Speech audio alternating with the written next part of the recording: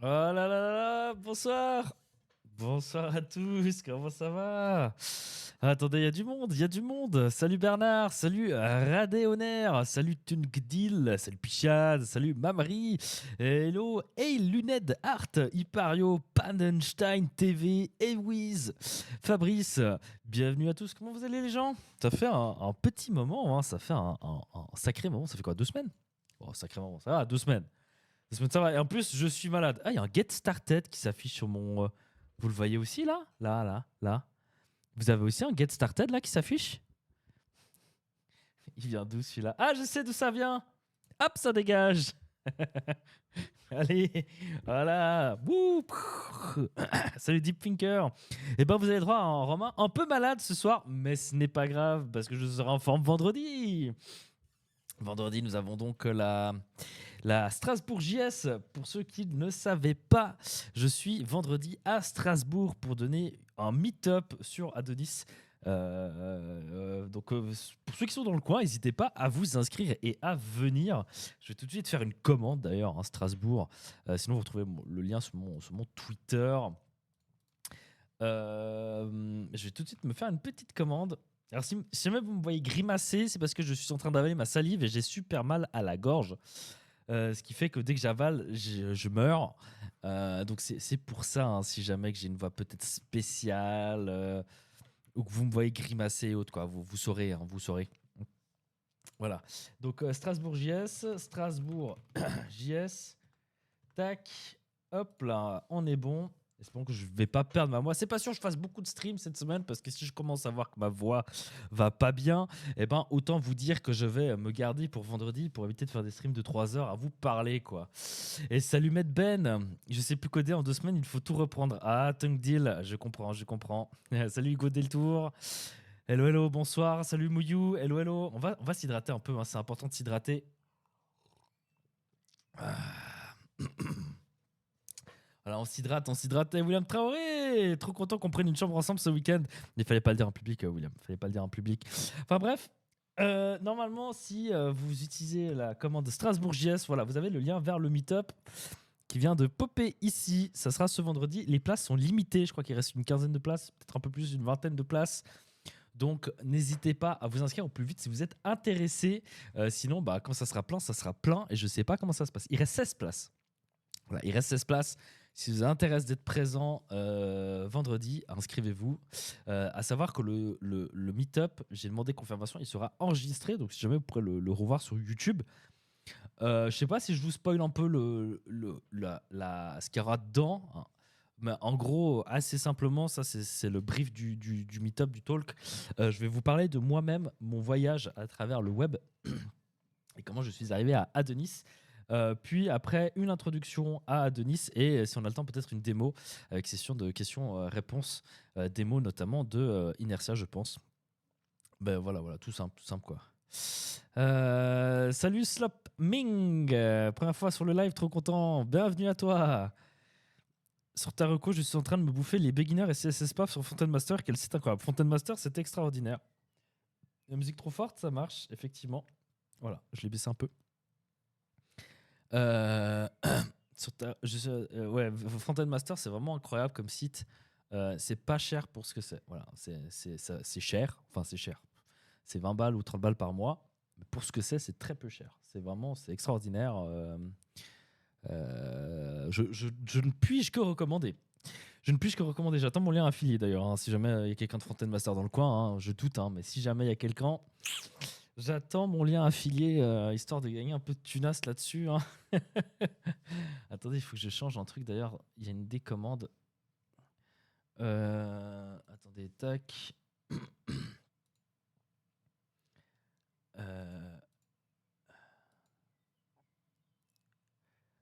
C'est là. Il est où? Timer. C'est dans Timer, hein, c'est ça? Ouais, c'est dans Timer. Disable. Voilà, c'est bon. Salut Esteban, comment tu vas? Salut Lobino. 39 en mensuel, mais comme tu dis, c'est que ça apporte, ça les vaut large. Ouais, bon, après, Pichat, toi et moi, on est suisse. Donc pour nous, 39 balles par mois, ça paraît beaucoup plus large que certains, ou certaines, ce qui est normal. Mais ça reste, pour ce que tu obtiens, je trouve que ça reste complètement gratuit presque, quoi. Ce que tu apprends là-dedans, c'est une dinguerie, quoi. Je trouve que c'est une dinguerie monumentale. Enfin bref. Du coup, si ça vous intéresse, Strasbourg JS, j'espère avoir de la voix ce vendredi. Si je refais un stream cette semaine, on en reparlera. Mais sur ce, moi, je vous propose qu'on démarre petit à petit, à moins que vous avez envie de papoter 5 minutes encore. Mais sinon, qu'on démarre petit à petit l'objectif de ce soir. L'objectif de ce soir, je vais changer le titre d'ailleurs, ça va être de faire le module de newsletter sur mon blog. Voilà, sur mon blog, je vais faire la commande stack aussi que je vais vite mettre à jour et après on est parti. Hein, attendez. Est-ce que j'ai une commande stack qui existe? Non. Eh ben on va la créer. Add commande stack.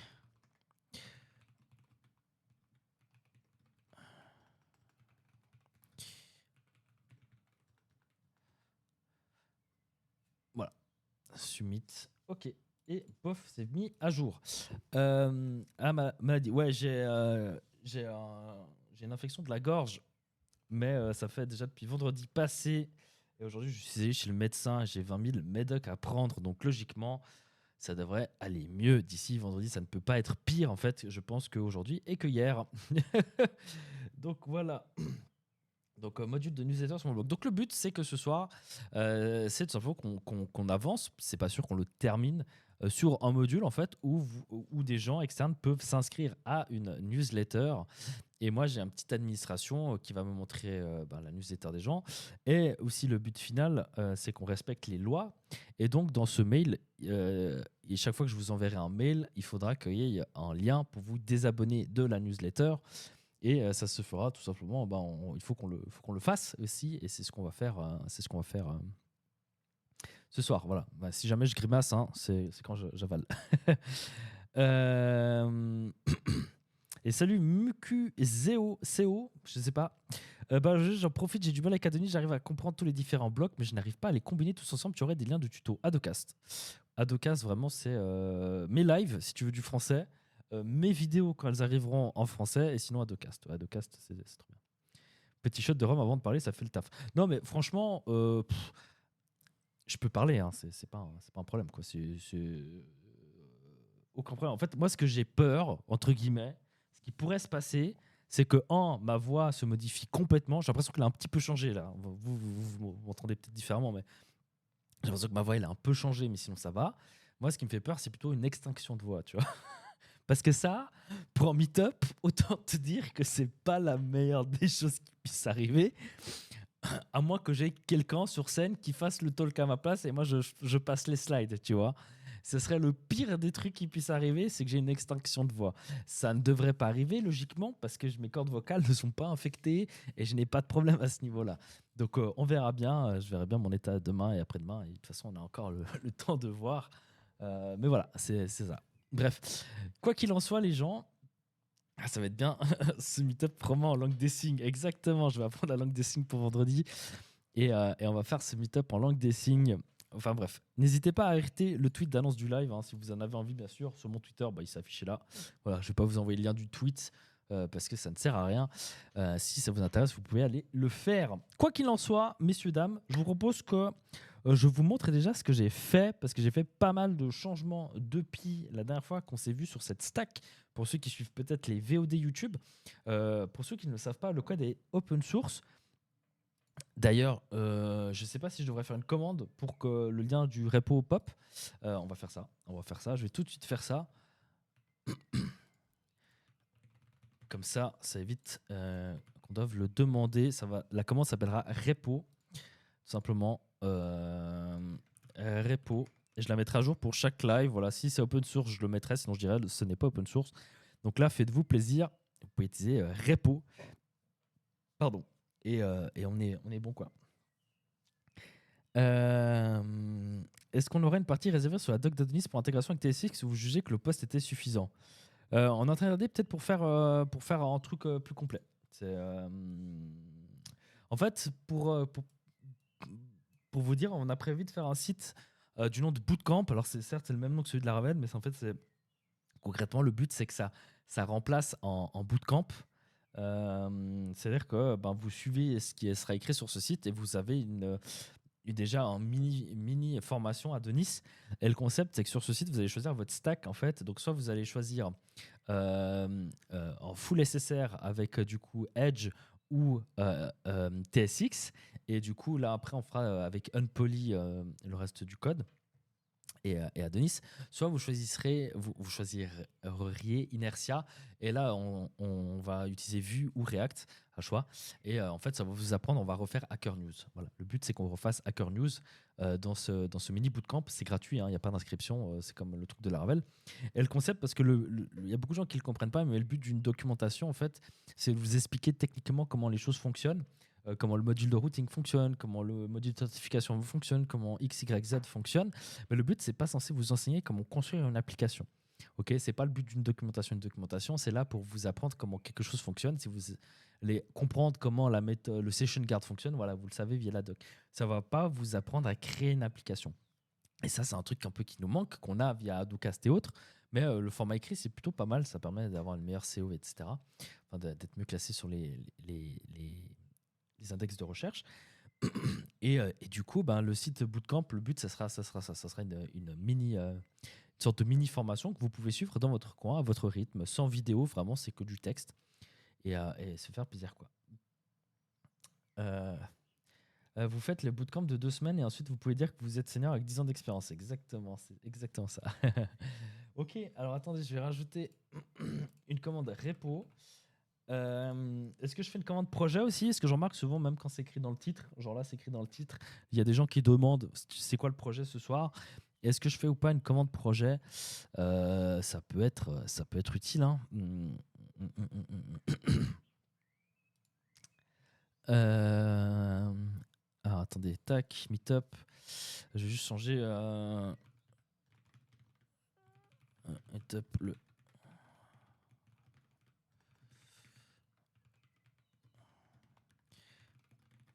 N'hésite pas à t'inscrire. Je modifie juste. Voilà, j'ai juste modifié la commande Strasbourg JS, histoire de vous expliquer. Et la commande projet, on verra si on nous le demande ou pas. Je pense que pour le moment, on est safe. Je vais lancer mon code. C'est normal si vous voyez rien. Ne vous inquiétez pas pour ça. Je vais juste tester un truc. Euh...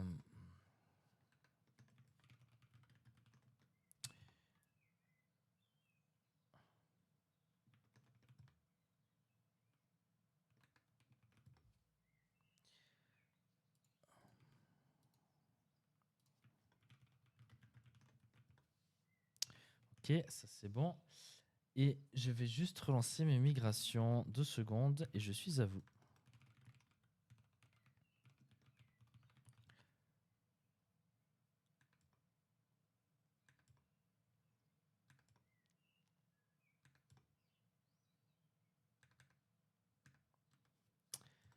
Et hop là. Ok. Ok, on est bon. Je vais juste augmenter la fonte aussi dans mon terminal, comme ça vous pouvez voir ce que je vais faire. Voilà, ok.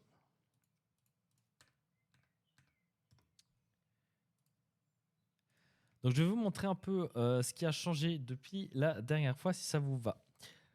J'ai bien hâte d'avoir plus de temps d'ici la fin avril avec la Devox pour écrire plus sur Adonis. Let's go, c'est parti. Je me réjouis à chaque fois que je peux bosser sur Adonis, c'est mode argent, argent, argent, et du coup je fais des thèmes WordPress. Bon après ça paye la fin de mois, hein, il faut pas se... Moi, des projets qui donnent de l'argent, je suis toujours heureux. Hein. Après, c'est sûr que si on travaille sur des stacks qu'on aime bien, c'est tout de suite mieux, quoi. C'est tout de suite mieux. Est-ce qu'il y a des gens qui étaient là un peu quand j'ai présenté le projet à l'époque ou pas? Pour savoir à quel point je remonte dans le temps sur ce qui a été fait actuellement sur la Codebase. À savoir que c'est open source, hein, donc vous pouvez faire la commande repo et le lien vous sera donné dans le chat, tout simplement. Le lien. Attendez, il faut que je vous dise un truc quand même. Avant qu'on commence vraiment, la semaine passée, j'ai eu mes 30 ans. Il faut que je vous montre un cadeau que j'ai reçu qui me fait trop rire. Regardez-moi ça. C'est un canard informaticien. Il est pas classe? Regardez-moi ça. Ça sera la thumbnail. Extraordinaire. Oh là là. Trop content. Du coup, il sera là dans le décor. Il sera là, le petit canard en plastique. Les seuls sauront ce que c'est. Jean, on va conseiller Nest à Denis Inconnu pour le monde pro. Ouais, bah après, Nest aussi, c'est un peu inconnu des fois dans le monde pro. Souvent, le monde pro, ça va être du Express ou du Fastify, malheureusement. Mais bon, ça, j'espère que ça changera un jour, c'est sûr. C'est sûr. Après, rien ne vous empêche, vous, de proposer des technos. Si vous avez des pour et des contre qui sont assez là, qui sont là. Normalement, si les gens ne sont pas trop fermés, et ça, c'est le problème peut-être de pas mal de CTE et autres, si les gens ne sont pas trop fermés, bah, logiquement, vous avez moyen de faire changer la balance, comme on dit, si vos arguments sont là, quoi. Ok, alors on est parti. Je vais vous faire un petit récap, paf, de où on en est. Ah, mais attends, Ask Live, hop là, il dégage. De où on en est. Donc la code base, elle ressemble à ça pour le moment. Je vais juste non, c'est bon, il est exclu. Donc concrètement, c'est du Adonis 6, il n'y a rien de spécial, avec du HMR. Du coup, le HMR, il est setup sur le repo. Est-ce qu'il y en a qui ne savent pas ce que c'est que le HMR? Levez la main. Et ça, je vous le ferai lors de la conférence, je dirais levez la main. On va être un peu réactif. Est-ce qu'il y a des gens qui ont entendu parler de ça? Ou pas? Voilà. En gros, le HMR, pour ceux qui le savent pas, Node, comme beaucoup d'autres applicatifs, concrètement, quand vous allez lancer votre serveur, ça lance un processus, qui tourne après en fond et qui écoute. Voilà, ça écoute sur des requêtes, notamment si là j'ouvre ici mon terminal, on peut voir que là il me dit on start le HTTPS serveur et j'écoute sur le port 3333. Voilà. C'est comme ça que ça fonctionne dans Node, c'est comme ça que ça fonctionne dans Kotlin, c'est comme ça que ça fonctionne en Java, c'est comme ça que ça fonctionne en C#, en Python, en Ruby, etc. Le seul où c'est différent, c'est en PHP. En PHP, c'est réexécuté à chaque fois tout votre code, sauf bien sûr avec des trucs un peu nouveaux qui arrivent, genre Swool ou Frankenstein, je crois. Et ça, c'est un peu différent, mais le concept, voilà, c'est que ça lance en mémoire et que ça reste en mémoire après coup. Maintenant, entre guillemets, l'avantage, c'est que c'est plus rapide, mais il y a un petit inconvénient à ça, c'est qu'une fois qu'un module est chargé en JavaScript, il reste chargé à vie, entre guillemets. C'est-à-dire qu'il reste en cache. Et c'est comme ça qu'on peut faire des singletons facilement. Concrètement, c'est en exportant une instance de quelque chose. Quand vous allez l'importer dans 36 modules différents, dans 36 fichiers différents, ça sera à chaque fois la même instance qui vous sera retournée. Pourquoi? Parce que cette instance, elle est mise en cache. OK? Mais ça veut aussi dire que si on change en fichier, le problème, c'est qu'il faut, du coup, comment on va faire pour recharger ce fichier-là? Et jusqu'à présent, et dans beaucoup de cas, ce que les gens font, c'est qu'ils ont un système de watcher qui va simplement relancer leur processus. Okay, c'est pour ça qu'il y a des gens qui ont peut-être utilisé NodeMon. Maintenant, c'est plus trop utile parce que c'est baked in Node. Vous avez la commande "-watch" qui permet de watch les fichiers et que ça se relance tout seul. Mais concrètement, ce qui est souvent fait, c'est ce que nous, on avait à l'époque. C'est concrètement, vous modifiez un fichier et ça relance le processus à chaque fois. Okay, maintenant, là, le problème qu'on a, c'est quand on commence à avoir des gros applicatifs qui mettent par exemple 1 ou 2 secondes à démarrer, c'est que ça peut être un peu chiant, un peu lourd. Vous voyez, au bout d'un moment, à chaque fois que tu fais une modif, ça a 2 secondes pour que ton serveur reboot. Le problème aussi était très présent quand, par exemple, moi-même, là, dans mon blog, j'utilise pas Edge, qui est le moteur de template de base, mais j'utilise TSX pour faire mon moteur de template. Et TSX, c'est un module JavaScript.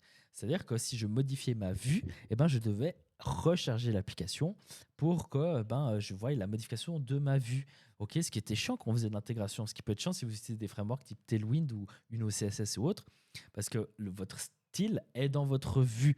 Il n'est pas séparé. Donc là, à chaque fois que vous ajoutez une margin ou autre, ça devait recharger. Et le concept du HMR, maintenant, en fait, c'est qu'il y a plus besoin. Voilà, il y a plus besoin, c'est-à-dire que là, ok, oui, j'ai mon serveur HTTP qui start. Si je modifie par exemple ma vue landing, ici, vous voyez, qui est du TSX, et là que je décide de rajouter un hello ici, par exemple, et que je sauvegarde, on peut voir que il est juste invalidé, rien de plus. Et en fait, si je vais voir sur ma vue ici, on peut voir que j'ai mon hello qui s'est affiché. Vous voyez ce que je veux dire? Donc là, j'ai plus besoin de tout restart en fait. C'est presque automatique. Ok, si je l'enlève par exemple ici, tac, et je sauvegarde, il a disparu. J'ai pas besoin d'attendre les X secondes de démarrage. Donc le HMR sert à ça. concrètement, à en fait hot swapper les modules en mémoire. Je modifie ce module, je le hot swap en mémoire, comme ça. Et ça vous permettra du coup d'être beaucoup plus rapide dans votre méthode de développer, quoi. Voilà. Ouais, c'était un troll hein, de Monsieur Pop, si jamais, mais merci d'avoir répondu les gens. Ok, donc où on en est dans la base application. Donc concrètement, on a un dossier app qui suit une structure que qui s'appelle Screaming Architecture, qui est en fait simplement une structure où vous allez modéliser votre application avec des sortes de domaines, hein, mais c'est pas vraiment des domaines, c'est des endroits où vous allez travailler dessus. Et dedans, après, j'ai un split par séparation technique, hein, donc contrôleur, enum, middleware, repository, service, etc. Ok, il n'y a rien de bien compliqué à ça. Chaque contrôleur possède une ou deux méthodes. Donc, je fais des contrôleurs assez atomiques. C'est-à-dire que, par exemple, là, j'ai un contrôleur qui s'appelle list post contrôleur. Donc, on imagine que c'est le contrôleur qui va lister les posts. Et un contrôleur peut posséder deux méthodes. Il peut posséder la méthode render. Ça, c'est dans mon cas, moi, hein, bien sûr. Hein. Vous faites comme vous voulez. La méthode render, c'est quand on va rendre une vue, ok. Et on a la méthode execute, qui est quand on va exécuter une action. Par exemple, le store, on peut s'imaginer qu'il y a la méthode render va rendre le formulaire, ok, et la méthode execute va exécuter l'insertion dans la base de données. C'est exactement ce qui se passe. Donc ici, j'ai mon render qui va simplement vérifier si je suis allo ou pas de créer un post. Et après, j'affiche le formulaire et la méthode execute ici, eh ben, elle va simplement exécuter l'insertion. Ok, rien de spécial. Le validateur, je le mets aussi dans le contrôleur parce qu'il n'y a que ici où il sera utile. Et voilà. Comme ça permet d'avoir tout un peu au même endroit. D'ailleurs, là, je pourrais même avoir une méthode authorize, entre guillemets, euh, et appeler visAuthorize au lieu de faire ça comme ça. Mais bon, ça va également très très bien. Salut, salut. Comment tu vas, Westixi? Ça fait longtemps. Ça fait longtemps, dis-moi. Ok, donc là, il n'y a rien de bien spécial. Hein. N'hésitez pas à aller voir un peu le source code. Pour la DB, j'utilise Kaizili. J'avais envie de tester. Hein. Concrètement, Kaizili, c'est un ORM qui est type safe. Oh, c'est pas un ORM, c'est un query builder qui est type safe. Donc, vous allez écrire toutes vos requêtes à la main, comme cela. Mais c'est 100% type safe. C'est-à-dire que si là, par exemple, j'enlève le publish stat, eh ben, il devrait normalement me cracher dessus. Alors, je suis pas sûr. Hein. Je pense pas. Non, ok, il me crache pas dessus. Ce qui paraît cohérent. Mais ici, vous voyez, j'ai tous mes champs en fait de ma table post. Et donc, je peux mettre ici que les bons champs, entre guillemets. Là, ça va me retourner aussi le bon type avec que ce que j'ai sélectionné. Et pareil, si je fais des joins, en fait, ou si je fais des insertions, il est type safe. Donc, mon code pète si ça marche pas comme je veux. Quoi. Ok, tu peux faire un between pour la date. Ouais, mais ça me servira à rien, non? Ouais, ça fait un bail. Merci. Toi, eh bien, bah, j'ai un peu mal à la gorge. Je pense que ça s'entend quand même un peu parce que j'ai l'impression de m'entendre moi-même. Mais voilà. Ok. Donc, rien de bien spécial. Hein. Vraiment, je pense que ça se suit tout seul. Il n'y a pas de test, bien évidemment. Les tests, on les ajoutera par la suite. Ce que j'ai fait, du coup, depuis la dernière fois, j'ai corrigé de trois petits soucis qu'on avait avec Unpoly. D'ailleurs, maintenant, il y a un petit en live ici, si je suis en live, qui pop. Je suis en live, donc il est présent. Je vais pas couper le live pour vous montrer que ça marche. Hein. Mais on a un petit en live et quand je clique dessus, ça me redirige du coup sur ma chaîne. Sur ma chaîne Twitch. Voilà, je me dis que ça peut être cool pour les gens. Ok, j'ai fait le listing des articles ici. La connexion aussi, elle fonctionne à 100% maintenant. Donc si là je me connecte avec mon mot de passe secret, je suis connecté, je peux aller dans l'administration, je vais pouvoir ajouter des articles et l'ajout d'articles fonctionne à merveille. J'ai fait tout le système de parsing du Markdown. Donc là, la révélation, on va aller copier un article de blog de Adonis.js. C'est le seul endroit où j'ai des Markdown complets que je connais. Donc on va aller ici dans là, contenu et blog post et on va aller copier. Qu'est-ce qu'on copie? C'est TSX. On va copier ça. Hop. Donc c'est du Markdown. Hein. C'est du Markdown un peu différent. Vous allez voir ça. Je vais vous montrer. Donc si je copie ça ici, je le mets là. Voilà, magnifique. La petite description, ça va être ça. Voilà, je sauvegarde tout ça. Il est créé. Et si je l'affiche maintenant, donc ça ressemble à ça, hein, le post il ressemblera à ça concrètement. Les exemples de code sont ici, là il y a des petites notes. Et c'est assez simple quoi au final. Il y a encore 2-3 trucs que je dois rajouter, notamment les diffs. Parce qu'ici des fois il y a des diffs, les numéros de ligne aussi je devrais rajouter normalement. Et, euh, et j'ai un truc qui est un peu différent aussi, c'est que j'ai des composants. C'est-à-dire que là par exemple je peux dire, ben, ici ça sera un code groupe. Et là du coup je peux me faire on va faire un groupe. Là je mets le nom du fichier, ça sera app.ts. Et là je vais faire un console.log hello world par exemple. Ok. Je le ferme. Je rouvre un deuxième qui sera, je sais pas, du PHP. Et là, on va faire. C'est comment ça fonctionne PHP. Et puis là, je vais faire hello est égal à world. Voilà, par exemple. Je referme mon composant. Je vais sauver cet article. Et si je vais voir là, maintenant, en haut, eh ben, je devrais avoir un petit. Voilà, j'ai un petit éditeur. Ah, bah, je ne l'ai pas nommé. Tab. Alors, il s'appelle Tab 2. J'ai un petit éditeur comme ça où j'ai des tabs. On peut changer. De table si jamais j'ai différents exemples à montrer. Alors l'animation est pas folichonne pour le moment, mais ça fonctionne, c'est l'important du truc quoi. Salut Frab, salut et salut Nozarashi, salut Julien. Salut Julien, ça va? Donc voilà, ça ressemble à ça pour le moment. Ce qu'on va travailler nous ensemble pour le moment, c'est cette partie ici.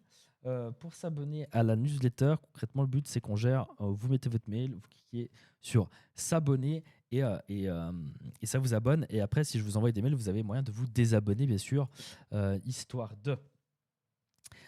Aussi, un autre truc sympa, vu que j'utilise Unpoly, eh ben, est-ce que vous avez une idée de comment je gère le fait que ce en live, il soit sur toutes les pages? Là, il est absolument sur toutes les pages. Je vais sur l'admin, il est là. Je vais sur l'article, il est là. Je vais sur modifier l'article, il est là.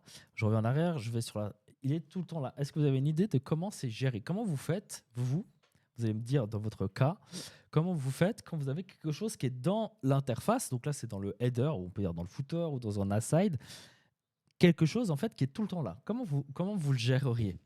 Comment vous feriez dans votre cas? Ok, parce que si vous travaillez normalement, ce qu'une personne, on va dire lambda, penserait de faire, c'est que dans chaque contrôleur en fait, ou dans un middleware, vous allez fetch la donnée et la renvoyer à la vue. Parce que là, c'est du full SSR, hein. Si je fais CTRL U, on peut voir que c'est du full SSR, hein. J'ai pas de, voilà, il y a aucun rendu côté client là. Comment c'est géré d'après vous? Next avec MongoDB sur Vercel. Non, sur EdgeDB, GraphiCart, quand même. Respecte-toi. Salut à toi, Jonathan. Il est rendu par chaque client. Non, il n'est pas rendu, là, en l'occurrence. Changement uniquement du main. Layout, component, hook. Il n'y a pas de front, il n'y a pas de hook, il n'y a pas de front. Il n'y a pas de front, il n'y a aucun front là. Il n'y a pas de front dans cette app. C'est que du back. Il n'y a pas de front. En simple template. Mais du coup, dans le template, vous allez fetcher la donnée, c'est ça? Votre template, il est asynchrone et vous allez chercher l'information. Web component. Toi, tu feras un web component qui va du coup aller fetch l'information une fois et après faire un rendu. Mais donc, le rendu, alors, il sera fait côté client, c'est ça? Une fonction globale. Mais une fonction globale, du coup, ça veut dire qu'à nouveau, à chaque fois que tu fais un rendu, vu que c'est chaque fois du SSR, là, je vais là, c'est un rendu SSR, je vais là, c'est un rendu SSR, je vais là, c'est un rendu SSR. À chaque fois, vous faites un rendu. Peut-être avec du cache, hein. En fait, c'est très simple. C'est con, hein. Mais concrètement, moi, je suis dans le... Salut Lilbou, je suis dans l'optique... Alors, l'information, elle est mise en cache, mais ça ne change pas que vous allez chercher l'information à chaque fois. Alors, il y a deux choses. Un, rendu côté serveur avec du cache. Comme ça, je fais sur GraphiCart. Ouais.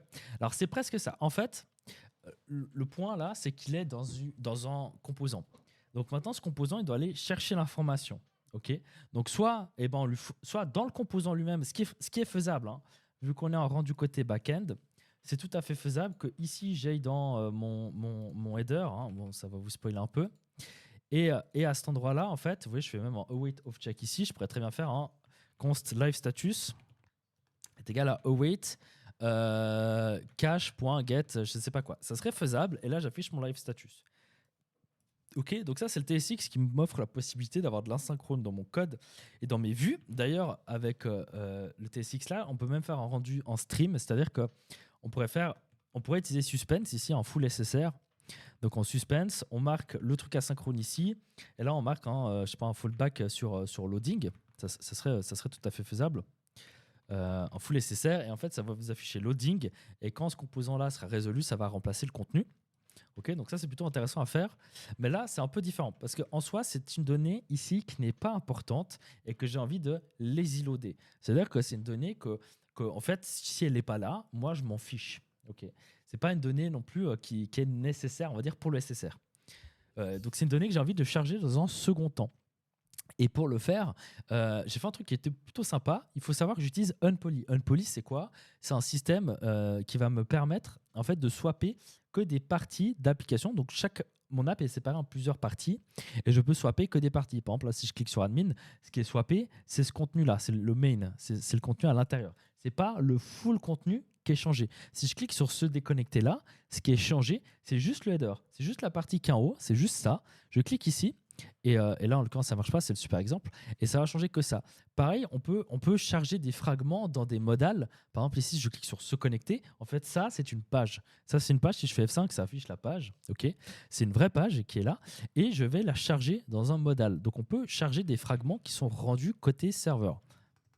Ok, pareil ici, on a l'exemple de la redirection. Je clique sur ajouter. Ça, c'est également une page, en fait, une vraie page qui existe. Si je tape /create, je crois que je tombe dessus. Voilà. C'est une page qui existe, mais qui est chargée dans un modal. Okay. Et concrètement, on peut aller charger en asynchrone, en arrière-plan, des bouts de la page. Et c'est ce que je fais pour ici. En fait, sur mon site, j'ai une page qui s'appelle Live Status qui me retourne en live. Okay. Avec le CSS Live Status qui, du coup, n'est pas chargé sur cette page-là parce que cette page-là, elle est vide. Elle me affiche juste en live ou vide. Et ce bout-là, si on va voir la gueule du truc, concrètement, c'est très simple. Il est là. Je lui définis la source de mon fragment. Je lui mets l'autre fragment. Et en fait, il va aller me charger le contenu de cette page, de /live/status, et me remplacer cette div par le contenu qui m'est retourné par le serveur. Okay. Je pourrais même rajouter ici, si on voulait vraiment en up poll, avec écrit genre, je sais pas, genre 3 minutes. Et ça veut dire que toutes les 3 minutes, il va aller rechercher l'information et mettre à jour ce fragment-là. Donc, logiquement, je ne le charge pas au premier chargement. Je vais le charger en asynchrone côté client après coup, mais avec un rendu côté serveur. C'est le serveur qui travaille, il va juste remplacer la div. Et après, vu que j'utilise Unpoly pour naviguer, il n'est plus jamais recherché. Il n'est plus jamais re-rendu. OK ? Voilà.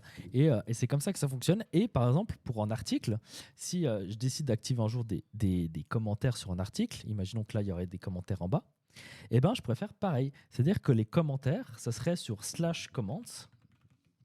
Et là, ça va me retourner le fragment des commentaires. Et à ce moment-là, eh ben, je vais les afficher en asynchrone ici. Donc la page n'est pas chargée avec les fragments. Mais ce qui est cool de faire ça, c'est que ça reste du rendu côté serveur. Par exemple, si je vous montre le code du composant, donc on a vu que ça allait sur /live/status. Donc je vais voir dans mes fichiers de route. Ici, on peut voir que j'ai une route standard, live status. Ok. Je vais voir mon contrôleur. Mon contrôleur, il fait quoi? Il va aller taper dans mon service Twitch, qui est une classe injectée ici, et vérifier si je suis live ou pas. Et après, j'affiche mon composant isLive, enfin live status, qui est tout est géré côté serveur. C'est ça que je veux vous dire. C'est-à-dire que je n'ai pas besoin d'avoir en rendu côté client pour le gérer. Le swap est fait côté client, ça c'est 100% vrai, mais je reste dans la stack que je connais. C'est-à-dire que je reste dans ma stack backend. Par exemple, là, je le fais en JS, du coup, c'est peut-être bizarre, mais imaginons qu'on soit en PHP ou en Ruby. Et ben ça serait du code Blade, par exemple, sur Laravel ou Twig sur Symfony, et ça serait du ERB sur Ruby on Rails. Donc, vous restez vraiment dans ce que vous connaissez. Et ça permet pourtant d'avoir un truc un peu dynamique, chargé en asynchrone, etc. et simple à gérer. Vous voyez ce que je veux dire un peu? Donc voilà, le petit isLive, il est géré de cette façon-là. Et c'est assez sympa à faire. Et tous ces trucs peuvent être chargés en fait en asynchrone de cette manière-là. Tout ce qui n'est pas nécessaire pour le rendu côté serveur. Okay, si ça fait sens pour vous. D'ailleurs, je pense que ce petit formulaire-là, on va le charger également en fragments. Pourquoi? Parce que je m'en fous niveau SEO qu'il soit là ou pas. Et deux, ça me permettra en fait d'avoir une page aussi, une page qui sera identique à celle-là en fait. Et même quand il y aura une erreur, quand ici on s'abonne et que ça fait une erreur, bah, ça me redirigera sur la vraie page d'inscription à la newsletter, si vous voyez ce que je veux dire. Pareil, ici, si je me déconnecte, je me reconnecte et que là, je fais n'importe quoi. Bon, là, il me le met ici parce qu'il est mis dans le formulaire. Mais on pourrait très bien faire que ça redirige sur login avec une erreur affichée ici. Ok, ça marcherait aussi, aussi très bien. Enfin, je sais pas si ça fait sens ce que je suis en train de vous dire, mais j'espère que vous me comprenez. Et salut Lior, comment tu vas Lior? Merci beaucoup pour ton abonnement, merci beaucoup, ça fait plaisir. Donc voilà, donc oui, il y a du cache, ça vous avez raison. Au final, on va chercher l'information à chaque full rendu côté serveur. Il n'y a pas un rendu côté serveur à chaque fois parce que j'utilise Unpoly pour naviguer. Et il est chargé en asynchrone et swappé après sur le client quand besoin. J'espère que ça fait sens pour vous. C'est-à-dire que là, si je fais CTRL U ici, eh ben, on devrait pas voir le statut du live. On devrait, voilà, on a ça. Donc on a une div ici avec juste load fragment qui me dit bah, va charger le fragment sur /live/status, ce qui est fait ici. Si on va voir ici le network, je fais un full refresh. On peut voir qu'à un moment donné, je pense que si j'active HTML peut-être, voilà, à un moment donné, il fait un 200 sur live status et ça lui retourne du coup en live et c'est ce que vous retrouvez ici en haut. T'as vu Romain, moi aussi je te ghost alors que c'est moi qui ai besoin de toi. J'avoue le mec con. C'est ça. Du coup, c'était en fait initié par le client-side qui fait un swap d'un morceau de DOM à la HTMX. Oui, c'est ça. C'est tout à fait ça. Sauf que Unpoly, c'est beaucoup plus puissant que HTMX. Mais oui, c'est similaire à ça. Exactement. Et c'est au chargement de la page, il fait le swap. Si j'active le mode debug, log enable, vous allez pouvoir le voir. On le voit ici. Voilà. Loading get status live, loaded 200, loaded fragment, updating live status in root layer. Voilà, il compile le fragment, il le change et voilà, c'est fait. Le fragment est inséré en haut. On peut le voir. Et tout est géré. Voilà. Alors là, en l'occurrence, ce qu'il faut savoir, c'est que j'ai fait vraiment une URL dédiée à ce fragment. Ok. Mais ce qui est faisable aussi, c'est qu'en fait, quand Unpoly fait ses requêtes, si on va voir ici la requête sur live status, il lui envoie des headers en fait. Et on peut très bien lui dire, je veux que tu me re-rendes qu'une certaine partie. Ok, genre si je retourne ici dans mon article, dans l'administration article ajouté, quand je clique sur ajouter là, non c'est pas redirection, quand je clique sur redirection, il va aussi également aller charger un fragment qui va afficher, voilà, redirect create, qui va afficher là-dedans.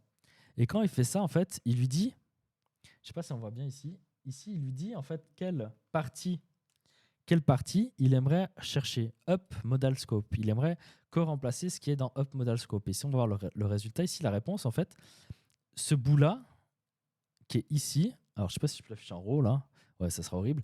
En fait, le Up modal scope, c'est un truc qui est englobé là. C'est-à-dire que si je vais sur ma vue, pour vous montrer, view ici, pages, admin, blog, c'est pas blog, c'est redirect, create. Ici, on peut voir que j'ai mis en up modal fragment, il est où? Up modal scope, il est là, pardon. Ok, donc il va me rendre en fait que ça, que ce bout-là. Et après, il y a des trucs encore mieux, c'est que là, Adonis va quand même rendre le reste, mais je pourrais très bien faire ici, faire des if-else pour dire que bah, si tu voulais que rendre ça, tu rends que ça en fait. Et ça permet vraiment après de pinpointer les bouts que tu as envie de rendre, ce qui éviterait qu'il rende toute la page. Et là, il devrait rendre en fait que ce petit bout-là, si vous voyez ce que je veux dire. Voilà, si ça fait sens. Donc avec des headers, vous pouvez diriger un peu comment votre serveur va rendre les trucs. Voilà. Mais là, il n'y a pas besoin, vu que c'est un fragment qui est dédié à ça, à ce isLive en live. Ok, cool. Donc voilà. Donc les modifications qu'il y a eu concrètement, il y a la gestion de l'article avec le parsing, le parsing de l'article. Donc si je vous le réaffiche, ça ressemble à ça. Voilà, avec un petit module sympathique. Bon, ça c'est côté client. Et sinon, le parsing de l'HTML fonctionne. Tout est bon et je peux ajouter, comme ici, ça c'est une note qui a été ajoutée via le Markdown. Ça a été ajouté via le Markdown également. Et tout y quanti, tout est bon, tout semble bon. Voilà. Je pose des soucis de cache quand tu reviens sur la page parce que le navigateur n'affiche que la dernière requête et non la dernière page et donc il va te manquer le header, le footer par exemple, mais j'ai peut-être mal configuré le truc, je suis pas sûr. Ouais. Tout ça sans RSC? Non, tu mens, c'est pas possible. Exactement. Exactement. Ok.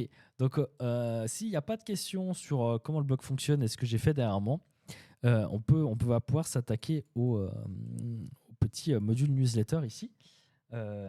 Et après enchaîner, quoi, si ça vous va.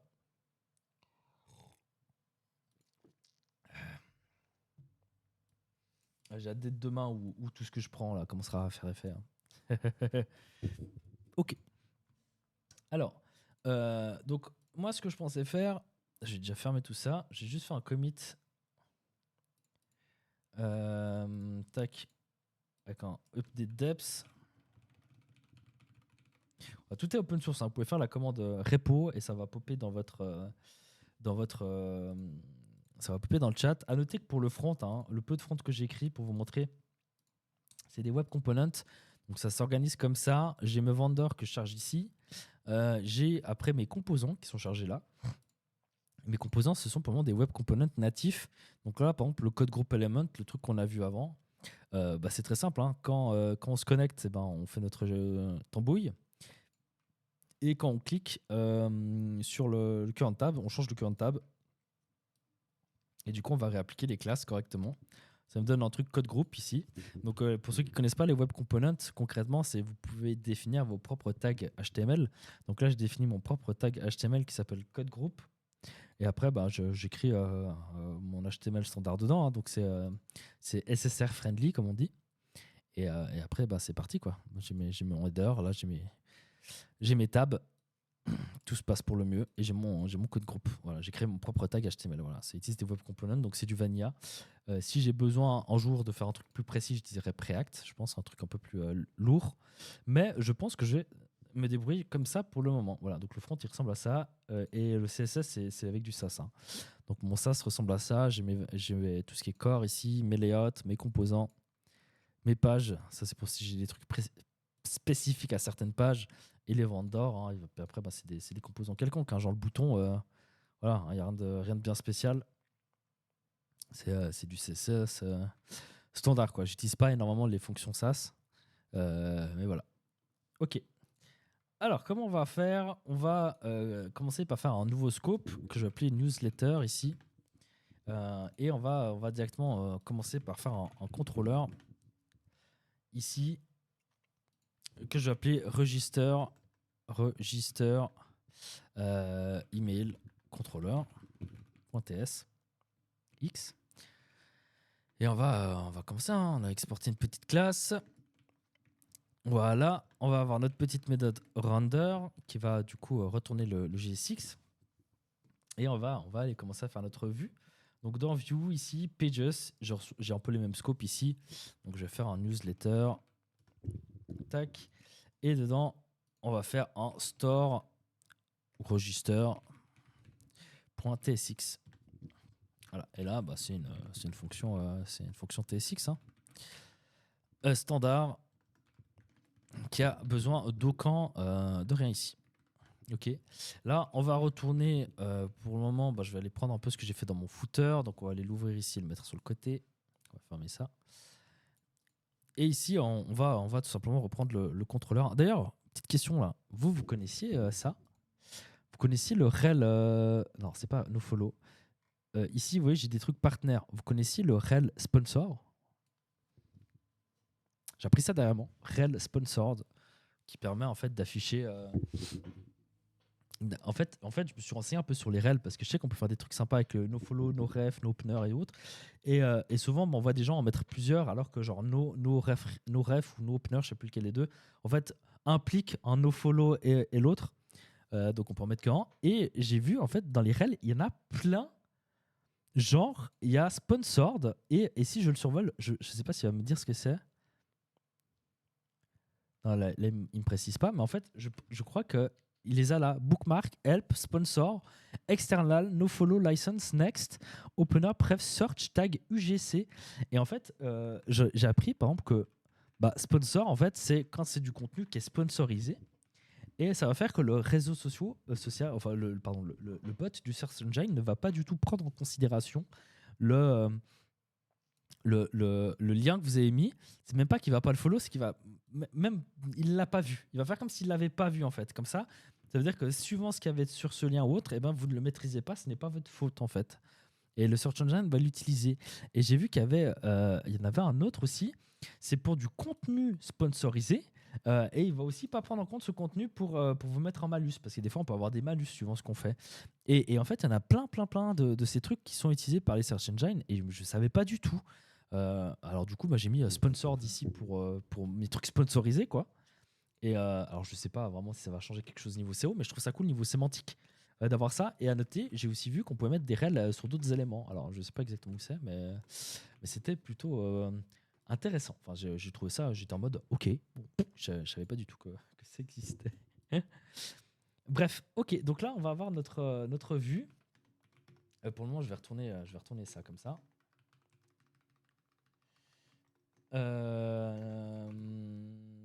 Qu'est-ce qui n'aime pas? Qu'est-ce que j'ai cassé?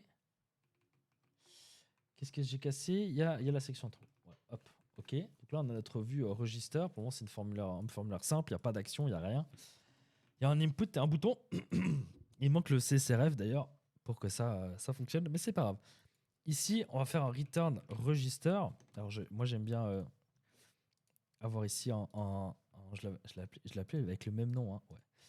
J'aime bien ici avoir un newsletter.tsx qui va me réexporter en fait une newsletter. Et là, il y aura register. Voilà, on va importer d'ici. Voilà. Asconst.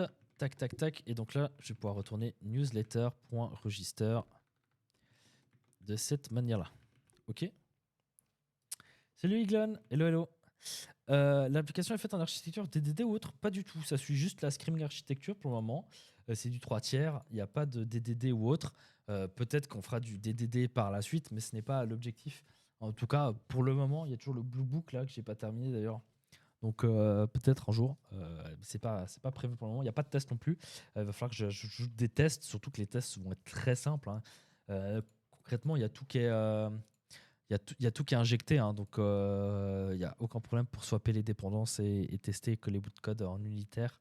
Ça devrait le faire facilement sans souci. Donc là, logiquement, je vais juste tester un truc. Hein. Je vais juste tester un truc, mais logiquement, d'ailleurs, j'ai envie de renommer ce dossier start en boot. Qu'est-ce que vous en pensez? Moi, je préfère boot. La mocature boot. Je vais juste. Alors, je sais pas pourquoi vous voulez pas me scroller. Je vais juste fermer ça. Voilà, ça sert à rien. Je vais essayer quelque chose. Je vais essayer de faire exactement comme on a fait là. Donc là, si je fais juste pour voir, router get, et là je vais faire newsletter register, je pourrais même l'appeler fragment, et là ça sera register email controller, ça sera la méthode render, voilà, et le as newsletter register, c'est très très bien comme ça. Et là, on va faire un truc, je vais modifier mon footer, ok, je vais supprimer ça, et je vais juste vérifier que ça a bien modifié un truc là. Donc là, il n'y est plus. Et merci Clareg pour le Prime. Merci beaucoup, ça fait plaisir. Merci, merci. Et dans mon footer, ici, je vais essayer de faire exactement ce que j'ai fait de l'autre côté. Ok. C'est-à-dire qu'on va le swapper. On va le swapper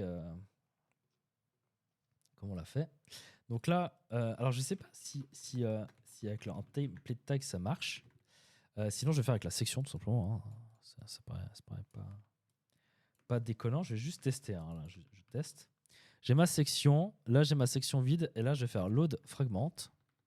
Vous pouvez voir que mes trucs sont type CF1. C'est-à-dire que là j'ai bien un load fragment qui a popé, qui accepte en booléen. Du coup, quand il est défini, c'est true. Et là j'ai un upsource. Voilà, upsource. Et là je vais pouvoir lui dire, ça sera slash newsletter slash register. Et là, logiquement, voilà, il est de nouveau là, mais il est pas rendu. Il est rendu. C'est un fragment, quoi. C'est pas une vue telle quelle.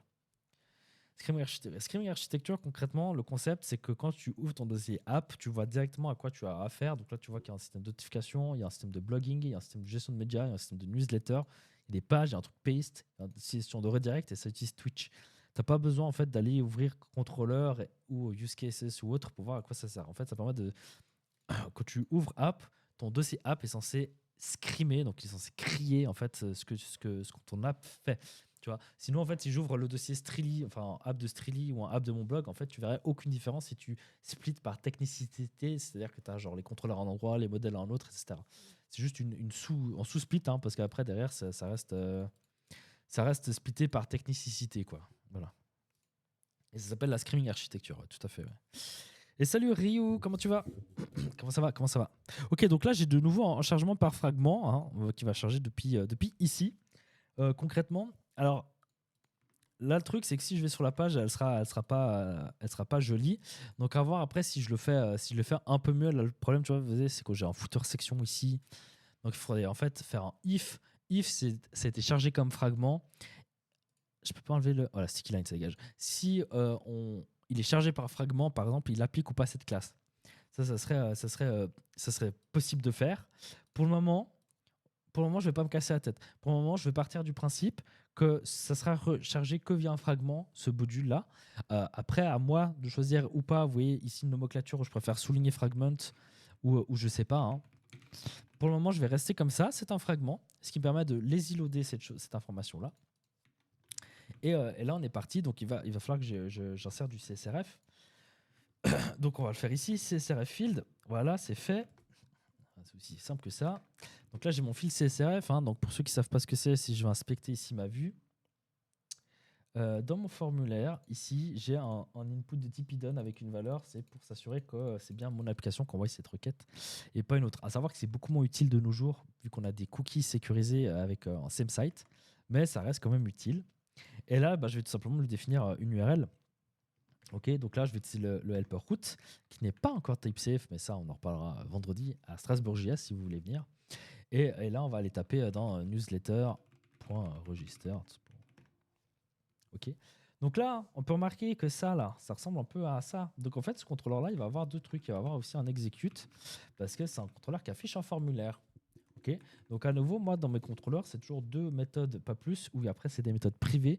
Tu as la méthode render quand c'est un get et tu as la méthode execute quand c'est un autre verbe. Voilà. En l'occurrence, register email controller, ça porte ça coule de source. J'espère. Donc là, on va importer notre HTTP contexte. On va définir le validateur ici en global parce que j'ai pas besoin de me casser la tête de le séparer dans un autre fichier. Le validateur c'est isVine, ok. Et on va faire un vine.object. Et là concrètement, il y aura un seul truc, c'est un email, c'est de base requis et on va pas faire d'autres validations, on peut juste le trim. Et est-ce que je peux faire un tout lowercase ici? Voilà. Trim tout lowercase et comme ça on est bon, c'est validé, sanitized. Ok. Depuis mon contexte, donc ça, le contexte, c'est un petit sac à dos que la requête se trimballe avec. Donc, on peut y accéder ici. On peut l'utiliser en l'injectant dans un service. Par exemple, si j'ai un service tiers qui a besoin de l'HTTP context, je peux injecter l'HTTP context. Ça marche même sans la 5 local storage. Moi, en l'occurrence, mes services, j'essaie de les découpler au plus possible de l'HTTP context. Pour moi, c'est le rôle du contrôleur de prendre ce qu'il a besoin de la requête et de propager plus loin, si vous voyez ce que je veux dire. Donc là, je vais décomposer en await ici, donc ça va être asynchrone. Et là, je vais faire request validate using. Et là, je vais valider using mon petit validateur, ce qui me fait qu'ici, ça va être type safe, donc je vais avoir bien mon email qui va retourner, c'est ce que j'ai validé.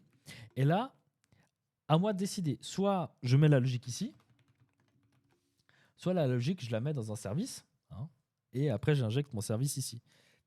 Et mon service, lui, il va recevoir que l'email. Parce que mon but, c'est que je m'abstrais des différents points d'entrée. Par exemple, en point d'entrée, celui que tout le monde a de base, normalement, c'est HTTP. C'est l'entrée HTTP. Donc là, on a un HTTP contexte à disposition parce que il y a une requête HTTP qui arrive. Mais il y a d'autres entrées. Il y a une entrée que beaucoup de gens ont tendance à oublier qui s'appelle les tests. Les tests, c'est aussi une entrée dans votre code. Et le problème, c'est que si votre service dépend de l'HTTP contexte, donc d'une requête HTTP, c'est que dans votre test, vous allez être obligé de définir un faux contexte HTTP pour exécuter votre classe. Alors que ici, si mon service qui s'appelle, Newsletter Registration Service, il dépend que de l'email, je peux l'appeler dans une commande CLI, je peux l'appeler dans un QJob, je peux l'appeler dans un test, il va demander qu'un string, qu'un email. Vous voyez ce que je veux dire? C'est pour ça que l'objectif, c'est de découpler au mieux possible du point entrant donc le point entrant là, c'est le contexte HTTP, de découpler ma logique métier de ça. Ça me permettra par la suite de beaucoup plus facilement tester, refactoriser, etc. mon code source, si vous voyez ce que je veux dire. Et ça, c'est un peu c'est le début d'une architecture, on va dire, hexagonale. Le concept, c'est d'avoir son code métier qui ne dépend ni des premiers acteurs. Donc les premiers acteurs, c'est ce que je viens de vous dire, c'est le point entrant, donc la requête HTTP, le test, la commande CLI et autres. Et après, généralement aussi, on essaye de wrapper les seconds acteurs. Donc, les seconds acteurs, ça va être une requête HTTP que vous envoyez à un client. C'est les interactions avec le monde extérieur, par exemple. Que ce soit une requête HTTP que vous envoyez à notre client, que ce soit une connexion à la base de données via un repository, etc. On essaie aussi de wrapper ça. Et là, vous commencez à avoir une architecture hexagonale. C'est-à-dire que vous avez votre code métier qui ne dépend que de vous-même et qui ne va pas dépendre de l'extérieur. J'ai une vidéo de 3 heures sur le sujet, je crois, sur ma chaîne YouTube, si ça vous intéresse de savoir plus en détail. Allez-y, franchement, ça vaut pas, enfin, c'est pas mal. Maintenant, moi, dans mon cas-là, je ne fais pas une architecture hexagonale à ce point-là. Je vais essayer d'éviter les premiers acteurs qui soient visibles dans mon code. Ok. Donc là, en soi, j'ai deux solutions. Soit, comme je vous dis, je mets la logique ici directement. Le problème, c'est si je mets la logique ici directement, ma logique, elle n'est pas testable individuellement d'une requête HTTP parce que cette logique, elle sera dans une méthode qui s'appelle execute, qui demande quoi en paramètre en contexte HTTP. Ok, donc là, après, c'est pas très grave. Hein. Vous pouvez très bien faire que votre test envoie une requête. Mais sinon, je peux séparer ça dans un service. C'est ce qu'on va faire. J'aime beaucoup cette façon de faire, c'est trop beau. Moi, ça me paraît cohérent parce qu'on reste dans notre domaine, soit le back ici. Tout fonctionne plutôt bien, c'est rapide, c'est type safe. J'aime bien, quoi. Quand tu fais une API, ça revient à créer des dossiers par ressource. Pas forcément. Pas forcément, parce qu'en blog, en fait, une API, Streely était avant une API. Concrètement, list, tu retournes dans le tableau de poste, tu vois. Show, tu retournes en poste, c'est les details. Post detail, j'aime bien aussi. Store, tu stockes en poste et update, tu le mets à jour. Ça revient strictement au même. Tu as quand même une architecture découplée exactement pareil. La différence, c'est que ici, au lieu de retourner de l'HTML, qu'est-ce que tu fais? Tu retournes le JSON. Donc comme ça. Ça revient exactement au même en fait. Et là, ça retourne là. Et du coup, via Denis en soi, tu as du content negotiation, c'est-à-dire que le header, le client peut envoyer un header accept qui veut lui dire, en fait, ce header va dire au serveur qu'est-ce que le client aimerait recevoir. Et beaucoup de gens ont tendance à l'oublier parce que c'est un peu magique, ils utilisent des trucs magiques. Dans ce header, tu peux très bien dire accept, par exemple, application HTML, tu vois, ou tu peux lui dire accept application JSON. Et salut Stocky, je crois que je t'ai un peu sauté. Salut. Application JSON. Voilà. Et en fait, tu peux très bien faire dans ton truc à Denis ici, if accept.json, et tu retournes ton JSON, et sinon de base tu retournes l'HTML. Voilà. Comme ça, tu peux avoir dans le même endpoint une API qui en fait, ce qu'il faut comprendre, c'est que le format de rendu, que ce soit de l'HTML, du JSON, de l'XML ou ce que tu veux, du protobuf, ça ne va pas enlever ta logique. Tu vois, c'est pas parce que le client veut du JSON, les données en retour en JSON plutôt qu'en HTML, que ça va changer quelque chose. Au final, quand en site qui retourne l'HTML, ça reste une API. C'est juste une API qui va retourner un format qui est lisible par le navigateur, qui est de l'HTML. Mais ta logique, elle ne devrait pas forcément changer. Donc tout dépend du type d'API que tu crées, bien sûr. Hein. Suivant le type d'API que tu crées, ce que je dis n'a aucun sens. Ok, mais sur mon comment, ça peut être suffisant. Par exemple, là, si je veux une API qui me retourne tous mes posts, j'ai qu'à faire exactement ce que je viens de te dire. Donc dans un cas, je retourne du JSON, dans l'autre, je retourne ma vue et mon navigateur pour l'afficher. CSRF token, c'est je génère une string côté serveur, puis je l'envoie à mon front et le front doit me la renvoyer pour vérifier que c'est bien mon front qui fait la requête. Ouais, c'est un truc comme ça, ouais. Second dent arraché aujourd'hui. Ah ouais? Oh merde, c'est des dents de sagesse? Pourquoi statique dans le validateur? Très bonne question. Parce que si je ne mets pas statique, en fait, ce qu'il faut comprendre, c'est que le contrôleur, il est réinstancié à chaque requête qui tape dans le contrôleur. Ok. Donc là, si je ne le mets pas en statique, ça veut dire qu'à chaque fois que le contrôleur va être instancié, il va me recréer un schéma de validation. Et je ne veux pas, moi, parce que mon schéma de validation, là, il n'est pas dynamique. Là, mon schéma de validation, il est vraiment statique. C'est-à-dire qu'il ne va pas bouger. Et même s'il était dynamique, ça ne change pas. Le schéma, la création du schéma, elle est statique. C'est pour ça que généralement, on vous dit il faut le stocker dans un truc à côté, genre validation schéma, tu vois. Et après, tu peux l'utiliser. Parce qu'il sera défini qu'une fois. Là, également, il sera défini qu'une fois. Ce bout de code-là, il sera lancé que la première fois, comme mon contrôleur sera instancié. Après, il ne sera plus jamais à se relancer. Donc, mon schéma, il est statique. Et quand je dis statique, ce n'est pas le mot-clé statique, c'est-à-dire qu'il ne va pas changer. Donc, c'est pour ça que je le mets dans une valeur statique, parce que comme ça, elle va être instanciée qu'une seule fois, quoi. Tester, c'est ne pas croire en son code. Non, c'est de s'assurer que ton toi dans 2 ans sera heureux quand il va refactoriser le code et qu'il verra qu'il a besoin de lancer qu'une commande pour vérifier que tout fonctionne. C'est plutôt ça. Euh, Bref, donc là, j'ai créé mon petit dossier service. Comment je peux le nommer, ce service? Newsletter registration? Newsletter registration.ts. Ok, on va faire notre petite classe. On va pas faire plus pour le moment et on va l'injecter ici. Donc pour l'injecter, c'est assez simple. On a notre constructeur. On va faire un private. Là, je vais l'appeler service parce que je n'ai pas envie de le. J'ai pas envie de le. J'ai pas 36 services non plus, quitte à le refactoriser. Et là, je vais juste mettre le mot-clé inject ici. Et la vie est belle. Voilà. Donc je peux utiliser mon service qui est injecté maintenant. Donc là, il faut que je fasse ma petite méthode execute. Alors après, ça c'est de la nomenclature, je sais pas, j'ai pas forcément les meilleurs noms. Et concrètement ici, attendez, je vais juste définir ici que je vais avoir un email. Et là, je vais faire 10 service.execute mon email, voilà, et tout fonctionne pour le mieux. Et c'est là où je vais faire mon schmilblick. Ok. Non, c'est le juste avant, donc la dent de sagesse va prendre sa place et ça va du coup. Ah ok.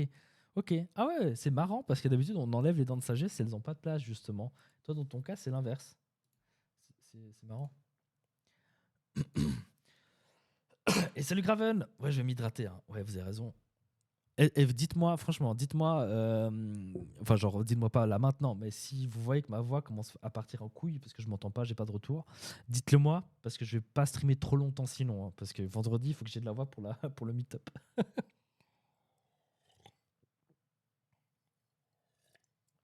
Parce que si j'arrive sans voix pour le meet-up, c'est pas ouf quoi. Ok, ça sera forcément asynchrone, donc on le marque à 5. Et là concrètement, on va juste aller stocker dans une base de données en email. Mais je crois qu'on va pas faire quelque chose de trop compliqué pour le moment. Donc on va faire un petit repository. Tu te feras doubler par Will. Exactement, Will fera la présentation à ma place. En vrai, je dirais qu'il y a une petite dégradation quand même depuis le début. Ok. De toute façon, j'ai pas prévu de streamer jusqu'à pas d'heure, donc d'ici, je pense, 22h, ou plus tard, on coupera. Voilà, je suis désolé, mais je préfère save ma voix pour vendredi, quoi. Salut, je voulais te demander le snake case pour tes fichiers, c'est en choix ou c'est lié à Denis? C'est en choix et c'est également lié à Denis. Adonis ne te l'impose pas, il te le propose de base. Adonis t'impose rien, ça aussi c'est un truc qu'il faut comprendre. Adonis t'impose rien, il te propose des choix qui t'évitent toi-même de faire ces décisions. En l'occurrence, la proposition là, c'est de travailler un snake case. Moi, c'est un choix aussi que je fais et c'est pour ça que je travaille un snake case, quoi. On a du remontant si jamais. Ouais, alors une extorsion de voix, je pense pas que ça changera quelque chose. Faire du lait chaud avec du miel pour la voix. Non, non, t'inquiète pas. J'ai des sirops, j'ai des sprays, j'ai tout ce qu'il me faut. Mais après ce live, je me ferai un bon thé au miel. Vous inquiétez pas. Un bon thé au miel, un petit bol de céréales, histoire de me remonter le moral aussi. Puis ça ira. Donc on va faire notre petit repository ici.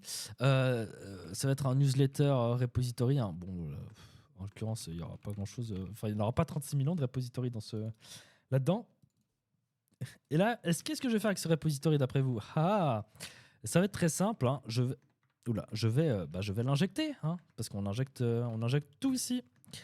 Donc notre petit constructeur private repository, voilà, newsletter repository. Merci copilote. Vous avez vous la pause de copilote? Je sais pas si vous connaissez.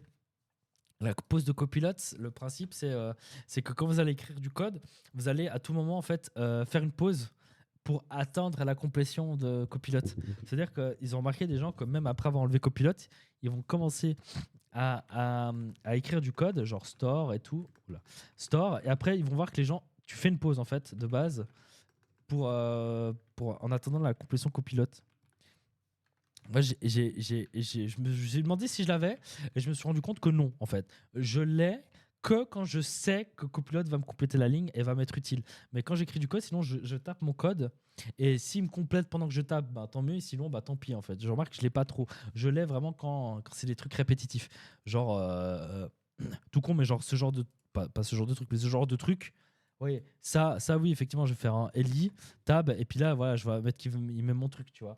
Là, je vais peut-être attendre parce que je sais que c'est un truc qui va pouvoir compléter. On est dans le cas de la répétition. Et sinon, j'ai pas trop ce problème. Des miel pops. Ah ouais, il y a qu'en Suisse où on avait la pub genre les miel pops, c'est bzz bzz bzz bzz bzz bzz. Non, je sais pas si c'est qu'en Suisse qu'on avait ça. C'est tout de même plus lisible en Snake Case, je trouve. Ah, je préfère moi en Snake Case. Je préfère les fichiers en Snake Case. Surtout comme il y a des gens qui suivent une nomenclature en JS qui en fait qui est un peu en mode ça dépend. Genre ah bah si ton fichier il retourne une classe, et ben tu le mets en Pascal Case. Sinon tu le mets en Snake Case ou en Camel Case. Et moi je suis en mode non mais pourquoi on se complique la vie? Pourquoi on fait pas tout Snake Case et puis plus de problème, tu vois. C'est un peu pour ça qu'on est parti en full Snake Case quoi. J'ai cette pause même dans le Word. Ok, moi je l'ai eu à un petit moment donné, je l'ai eu dans Twitter. Je me suis rendu compte que je consacrais mon tweet, j'attendais qu'il me complétait mon tweet tout seul, tu vois. Et j'ai très vite perdu ça, heureusement. J'ai pas essayé encore le line completion de JetBrains.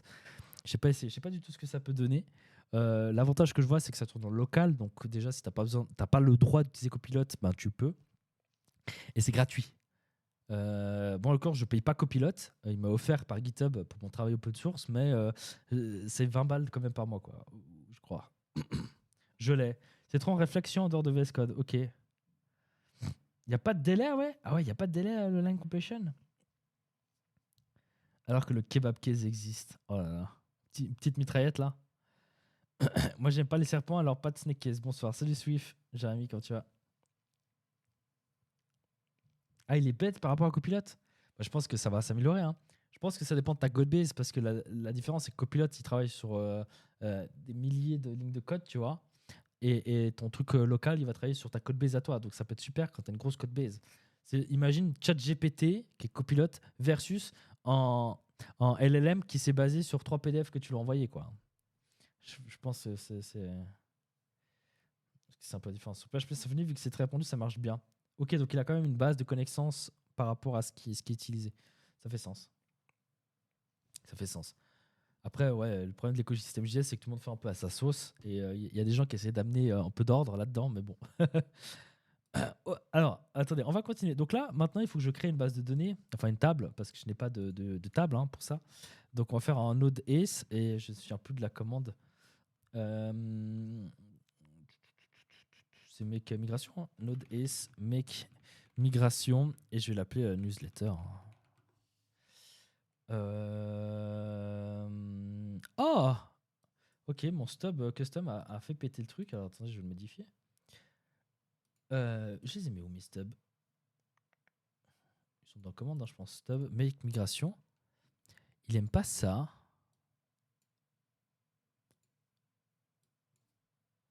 Ok, ça c'est un bug, je pense, du module de stub. Je sais pas si je peux si je peux faire ça. Il se passe un truc. Attends, je vais réessayer. Ok, moi je pense que c'est ça. Hein. On va voir à quoi elle ressemble. Ma migration, database, migration, elle est là. Ouais, c'est bon, ça passe. Ok, donc ma migration, on va avoir une colonne UUID ici, une date de création, une date de mise à jour. Je vais rajouter une petite colonne qui sera l'email. Champ texte, je pense qu'en varchar ça suffit. En soi, en varchar de 200, c'est 320 je crois la taille maximum pour un email. Mais 255 ça ira très bien. D'ailleurs, quelque chose que vous devriez faire. Hein. J'ai mis une valeur ici, 255. Qu'est-ce que je vais faire? Eh ben, je vais la rajouter là. Hein. Après le trim. Voilà. Comme ça évite que c'est SQL qui me pète dans les dents. Et je vais rajouter un token. Qui s'appelle unsubscribe token. Alors, il y aura, voilà, token. Très bien. Ça me paraît pas mal. Hein. Et en soi, je m'en fous du update date. Je crois qu'on va faire comme ça. Hein. Qu'est-ce que vous en pensez? The Boring Note, par exemple, qui tente de remettre de l'ordre. Exactement. Adonis, surtout. Adonis. On essaie de rendre l'expérience un peu mieux. Je lance ma migration. Et là, qu'est-ce qu'il me dit? Ah, est-ce que les is not defined? Ok, bon, on va l'importer. Hein. Je vais le rajouter dans mon stub. Voilà. Hop. Et c'est fait. Cool. Alors maintenant, vu que j'utilise Kaizen, ce qu'il faut que je fasse, c'est que je fasse un code gen pour que les types soient à jour. Donc je vais faire un npm run Kaizen code gen. Je crois que c'est comme ça que je l'ai appelé. On va tout de suite voir si je ouvre mon. Alors pas celui-là. Si j'ouvre mon package ici, c'est ça. Hein. Donc c'est Kaizen comme cela. Kaizen 2.codegen. Voilà, c'est bon. Cool.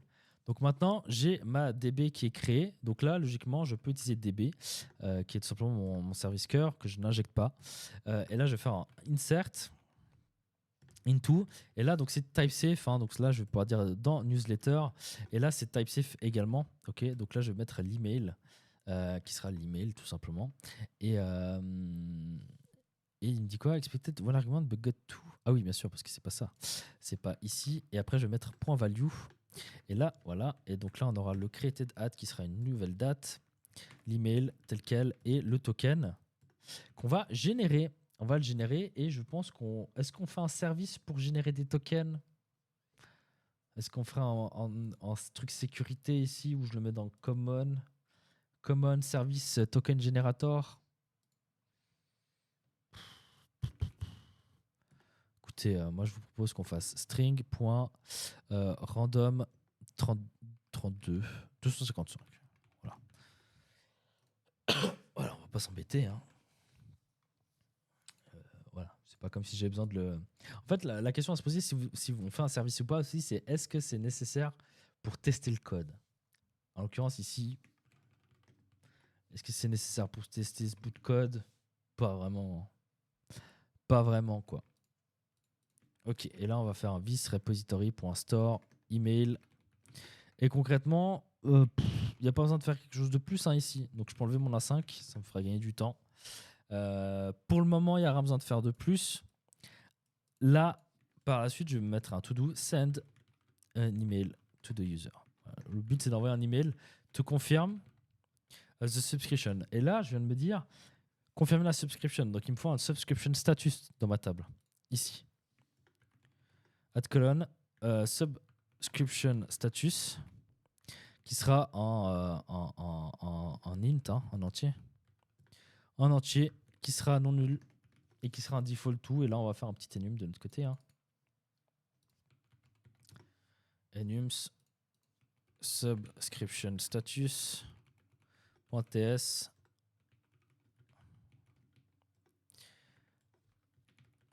as const. Et là, on va avoir. Alors là, je veux juste voir ce qu'il me propose. Qu'est-ce qu'il me propose que pilote? S'il me propose un truc, il va pas me proposer quelque chose. Hein. Qu'est-ce qu'on peut mettre? Pas draft, mais pending. Confirmed. Ça me paraît pas mal. Hein. Je vais pas avoir un revoked ou autre parce que le concept c'est que si c'est revoked, eh ben, en fait il est supprimé. Sinon au niveau RGPD ça va pas quoi. Voilà, et il default tout ça. Ça me paraît pas mal. Hein. Donc je vais juste migrate rollback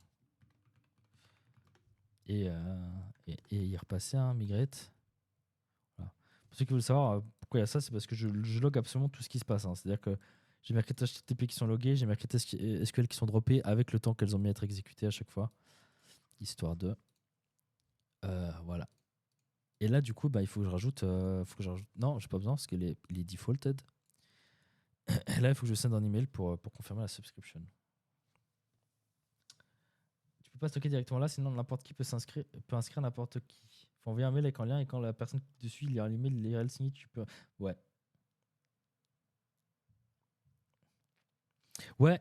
Alors, soit j'ai mis un événement, ce qui est pas du tout déconnant, mais ça ferait plus après un truc de un peu event-driven.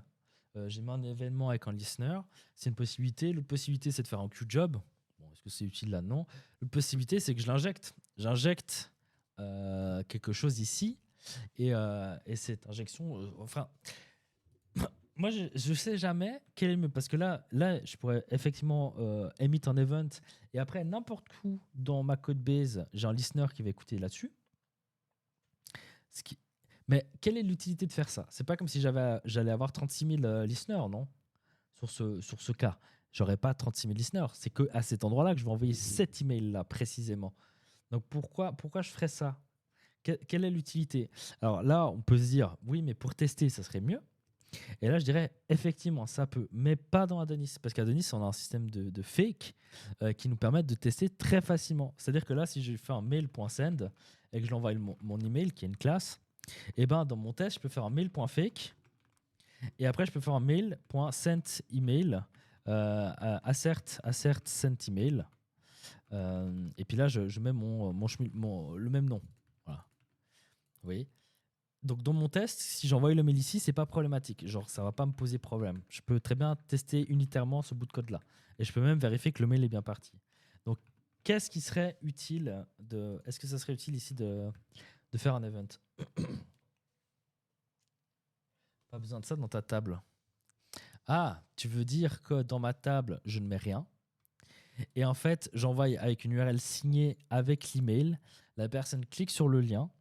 Et quand je vérifie la signature du lien, et à ce moment-là, ça insère le truc. Non, non, Julien, moi, j'aime pas. J'aime pas cette idée. Il est peut-être mis en memory via un send letter, sinon dans la version c'était comme ça. Exactement. Mais je sais pas en fait si c'est une bonne idée de faire ça ou pas. Je sais pas. Parce que si je fais exactement ce que tu viens de me dire, enfin Esteban, le problème c'est que imaginons que le mec s'est pas inscrit dans les 5 jours. Il n'a pas confirmé son inscription. Je peux lui renvoyer un mail. Si je vois qu'elle a été créée, la subscription, il y a 5 jours et qu'il n'est pas inscrit, je peux lui renvoyer un mail en lui disant écoute, si tu valides pas ton inscription, dans 5 jours, c'est supprimé, tu vois. Et là, je peux pas le faire avec ta technique. Parce que ta technique, je ne stocke rien. Je ne stocke pas de statut. J'envoie un mail avec une URL signée, qui n'est donc pas altérable, et qui possède l'email pour réinsérer l'email. Tu vois ce que je veux dire? Donc là, oui, effectivement, n'importe qui peut inscrire n'importe qui. Mais en soi, est-ce que c'est problématique? Parce que dans tous les cas, la personne va recevoir un mail. Dans tous les cas. Parce que initialement, ton objectif, c'est d'éviter que n'importe qui puisse inscrire n'importe qui. Mais là, n'importe qui pourra toujours inscrire n'importe qui avec ta technique. Parce que là, si j'inscris ma GraphiCart, il va recevoir un mail lui demandant de confirmer son inscription. Alors, il peut slash ignore, ou il y aura dans cet email, il y aura un moment donné, et c'est écrit, si vous n'avez pas fait cette demande, cliquez ici pour vous désinscrire, tu vois. Et puis voilà, c'est réglé. Donc, je sais pas si ta technique est mieux, parce qu'elle m'empêche de faire un reminder si la personne ne s'est toujours pas inscrite. Tu vois ce que je veux dire? Ouais, je pense que je sais pas si c'est la meilleure des choses à faire. Je vais boire.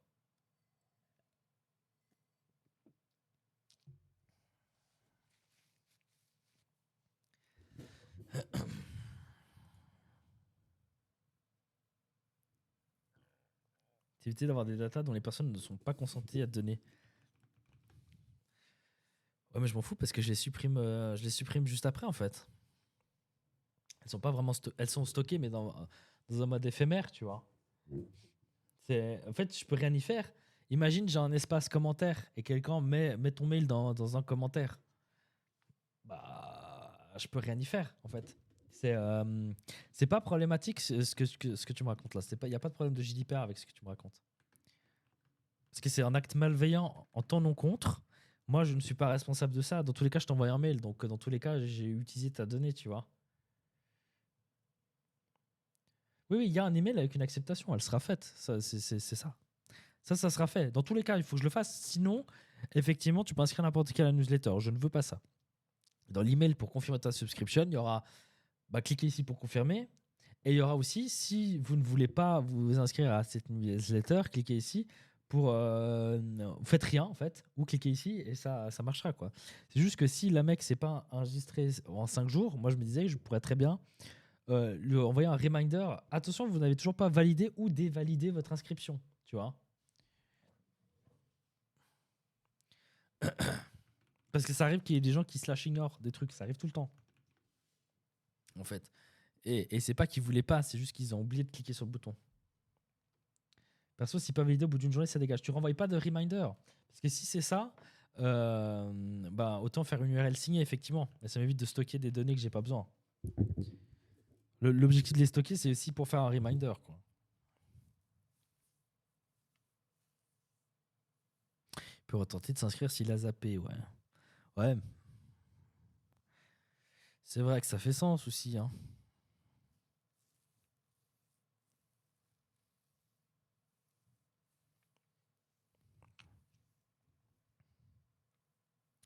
S'il valide pas directement, c'est potentiellement du spam. Mais du coup, dans votre cas à vous, hein, imaginons, ok, je prends votre cas à vous, avec une URL signée. Moi, l'autre problème que je vois, c'est que je vais là, je tape info@graphicart.fr. Je fais s'abonner, sur un mail, signé. S'il y a une URL signée, ça veut dire que je n'ai rien stocké de mon token. Je fais quoi? Je renvoie info. 2 minutes après, je renvoie info. Je suis en pirate. Si je stocke rien de mon côté, comme quoi il y a déjà une demande qui a été envoyée à cet email-là, en fait, et ben le mec, il va pouvoir spammer. Il va pouvoir spammer, en fait, parce que moi, j'ai pas moyen de savoir que je lui ai déjà envoyé un mail si je ne stocke rien de mon côté. Je peux stocker un hash. Non, non, mais ça va trop loin, ça va trop loin. Non, il faut que je stocke dans tous les cas, pour moi, le fait qu'il y ait eu une demande. Ouais, quoi que je stocke un hash, c'est pas con, hein. C'est ce que fait Plausible, hein, si jamais pour ceux qui se demandent.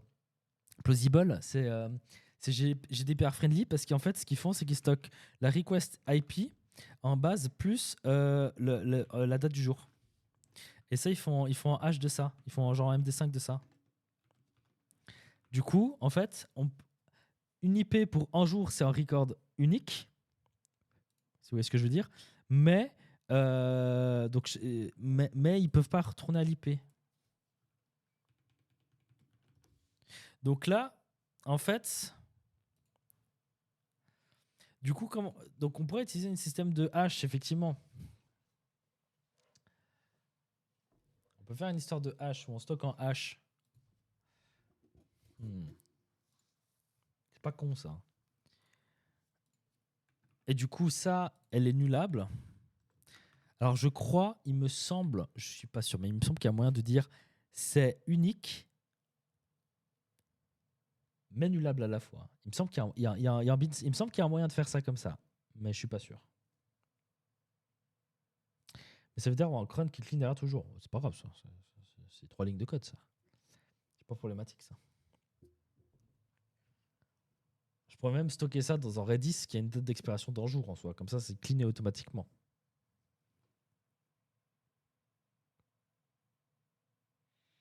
Genre, on stocke ça dans un Redis qui a une date d'expiration de un jour. Et si c'est pas validé au bout d'un jour, on le clean. Enfin, il est fait par Redis tout seul.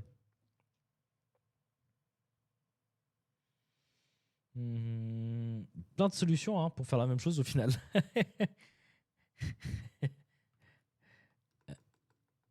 Comme souvent. Donc là, on ajoute une colonne nullable. Alors maintenant, je peux pas la rendre unique, c'est ça le problème. Mais il me semble qu'il y a un truc pour rendre unique la colonne. Je suis sûr qu'il y a un truc. Ça n'enlève pas le problème de spam de s'abonner? C'est-à-dire? Ouais, c'est un token en base. Mais tu hashes l'email ou pas? Bon, c'est vrai, j'ai tempête ici, je dois malheureusement couper. Bonne idée, tout le monde. Bonne soirée. Bonne soirée à toi, Clara, merci d'être passé. Unique. Quoi, unique? Non, le unique, le problème, c'est que si c'est nullable et que tu mets unique, c'est-à-dire que tu peux avoir cancel l'email nul. À moins que j'ai doutable, hein. À moins que j'ai doutable. En soi, là, ça devrait pas être newsletter, ça devrait être newsletter subscriptions. Et je pourrais très bien avoir une newsletter pending subscription aussi. Nul compte pas, vous êtes sûr de ça?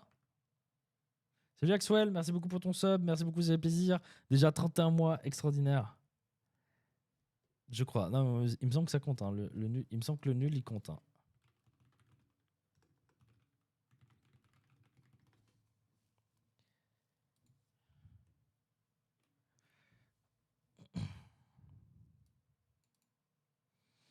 Ah, ou c'est peut-être que quand c'est du composite.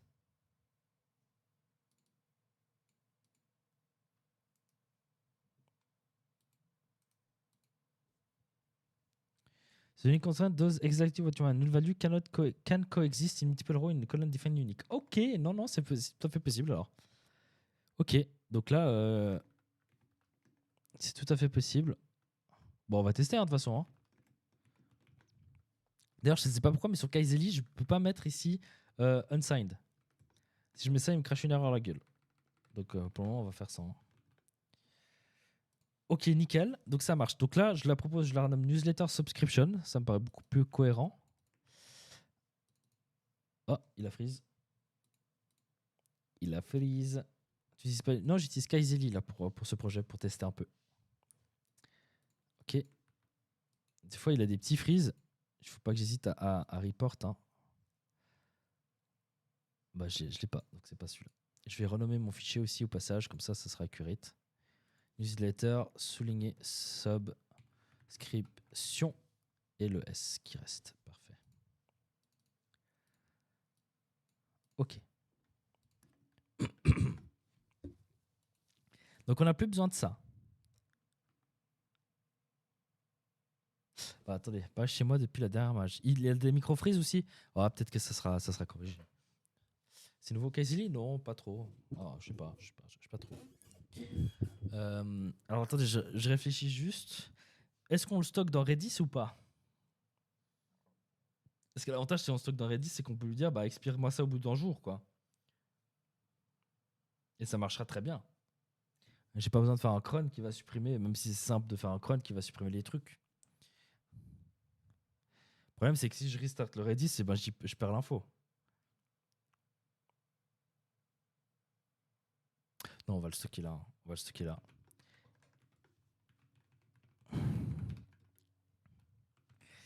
Email H. Alors, par contre, la taille, on verra après. Qu'est-ce que vous en pensez?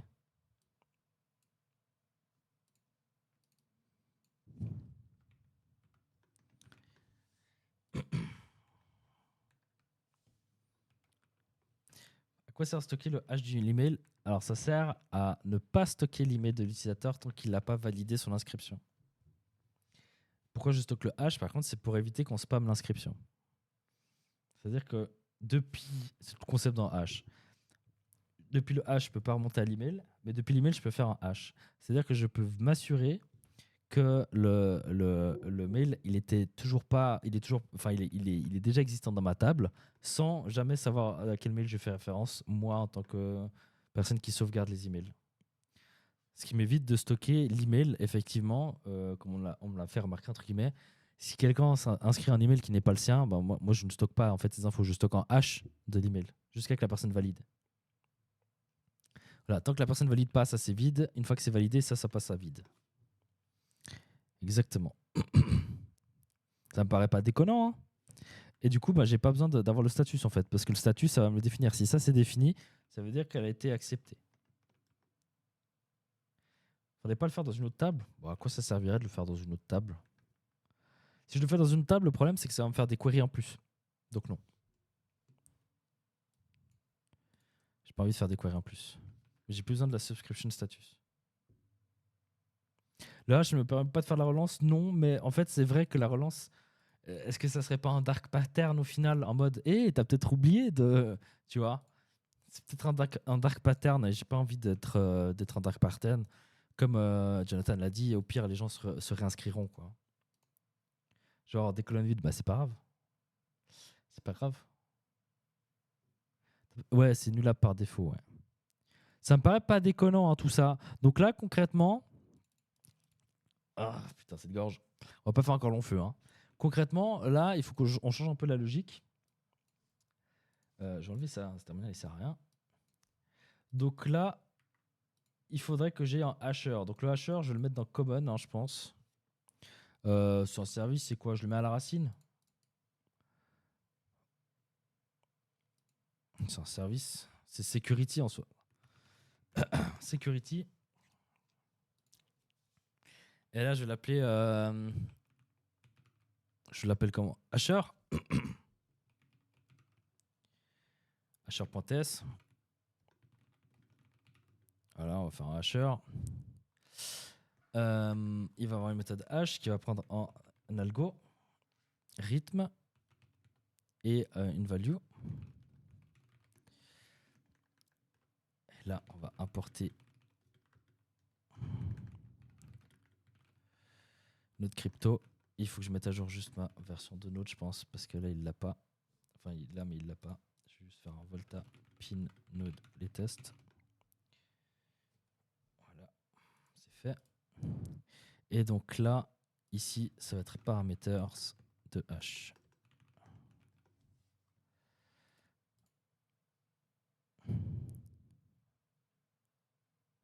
Est-ce qu'il faut que je relance le service TypeScript?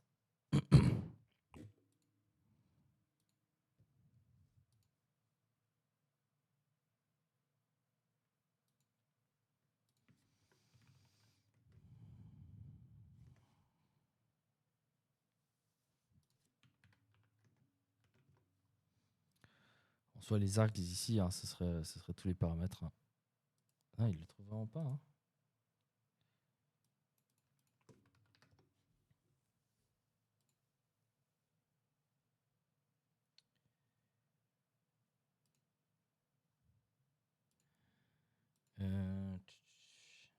Non, c'est pas Cretash. Il y a une nouvelle méthode qui s'appelle hash. Je vais voir si j'ai une mise à jour des types Node.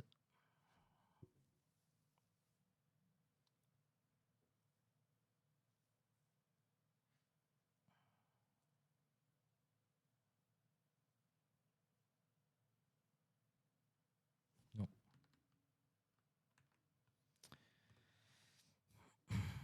Non, il n'y a pas de conflit, non. Non. C'est juste qu'il ne le trouve pas.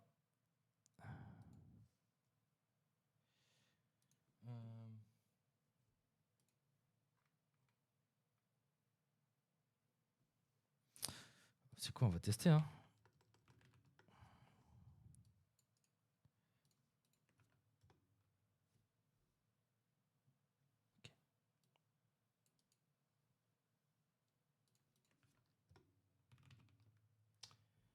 On va faire un charan de Romain. Ouais, non, c'est bon. C'est bon. Écoutez, je vais pas chercher à reprendre pour moi cette JetBrains là. Donc là, je vais lui envoyer l'algorithme et la value et on va return ça. Hein. Concrètement. Et ça, on va le sauver en dictionnaire. Ok, on va voir si ça fonctionne. Donc là, je vais le mettre ça dans mon action, je pense. Hasher.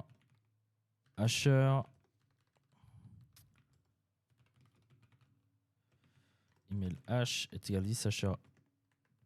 Je l'appelle make la méthode. Ça me paraît un peu mieux. Voilà. Et là, on fait un quoi? On fait un 256? Ça veut dire que ça va faire une taille de 256 ou pas? C'est quoi la taille C'est quoi la taille dans H256 dans alors c'est pas SHA-1 du coup? C'est 256 du coup. Ouais, d'accord. Ouais. Donc là, il faut que j'ai changé ma colonne. Ici. Merci à cette idée de passer. On se voit vendredi et j'espère avoir une meilleure voix que ça. Mais non, ça devrait le faire. Ok, ça me paraît pas déconnant. Donc là, normalement, je devrais avoir le H de l'email. Hein. Salut Risitas. Joe Star, comment tu vas? Ça me paraît pas déconnant. Donc là, logiquement, je vais accepter un H ici. Donc moi, ce que je vais faire là, c'est un truc un peu spécial. Peut-être pas mal de vous l'auront pas. Mais concrètement, ici, la méthode H, Varchar ne s'arrête pas à 255. Alors, au pire des cas, je pense qu'on verra. On verra ce qu'il va me faire. Normalement, oui. De tête, oui. Mais je ne sais pas s'il ne va pas m'augmenter, me faire passer un texte ou autre. On va voir. Ok, donc là, concrètement, le problème, enfin, c'est pas un problème, mais là, la méthode H, bon, là, en l'occurrence, on le voit pas, hein, mais ce qu'elle me retourne, c'est ça. Ok, et ça, c'est un string. Ok. Moi, le truc, c'est que je veux pas qu'il me retourne en string ici. Je veux qu'il me retourne en type H. Parce que j'aimerais pouvoir typer ça correctement dans ma DB. Donc là, en gros, ce que je vais faire, c'est que je vais faire un type opaque. Et du coup, ici, ça va être un type de type opaque qui est importé depuis ici. Et là, concrètement, ça sera un string et il aura le nom H. Ok. Je crois que ça va dans cet ordre-là. Ouais. Ok. Donc là, maintenant, ça veut dire que ici, je peux dire que cette méthode-là, elle va retourner en H. Ok. Donc en H, c'est forcément en string. Ça veut dire ça. Ça veut dire qu'en H, c'est forcément en string. Mais en H, c'est en H. Donc là, maintenant, ici, dans mon repository, je vais pouvoir dire que je veux ici, je vais appeler store temporary subscription. Et là, je vais dire je veux un email H. Et je vais pas lui dire un string. Je vais lui dire ici, je veux un H.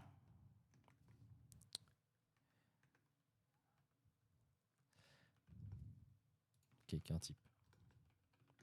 Ok, ça fait sens ce que je dis? Ou pas? Oh, j'ai de nouveau en freeze. Freeze de leader, messieurs, dames. Absolument, tout à fait, monsieur Traoré, tout à fait, tout à fait. Voilà. Alors là, il va me râler peut-être dessus, parce qu'il me dit qu'email H, je connais pas. Ce qui est normal, c'est parce que j'ai pas relancé mes migrations. Et vu que c'est TypeSafe, il me dit, bah coucou, ça marche pas. Donc là, maintenant, email H, c'est le type H. On peut le voir ici. Il n'y a pas de type string. Donc là, maintenant, je peux faire stop temporary. Et là, je peux envoyer email H. Vous voyez, si là, je lui envoie envoyer de la merde, il me dit, bah non, moi, je veux pas un string. Moi, je veux un H. Et ça va permettre d'être un peu plus fin dans mes types. Ok, ça me permet de m'assurer aussi que ce que je fais, c'est pas de la merde. Si ça fait sens, bien sûr, à nouveau, comme d'habitude. Char 64. Char 64. Merci d'avoir cherché.